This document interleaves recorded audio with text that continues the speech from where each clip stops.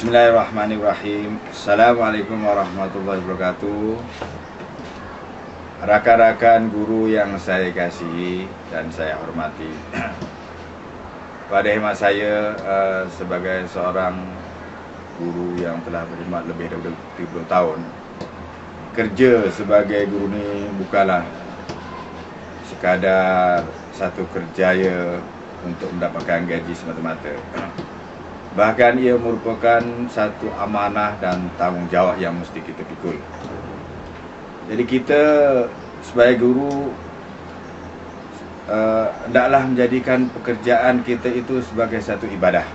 Jadi dengan itu, kalau kita kerja, mana kita akan dapat pahala.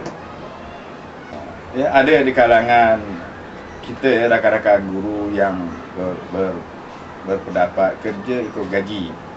Mereka ni tak sanggup berkorban, bekerja lebih masa, dan mereka ni berkira dalam menjalankan tugas sebagai guru. Satu perkara lagi yang saya ingin sebut di sini ialah berkenaan dengan rajin. Ada setengah-setengah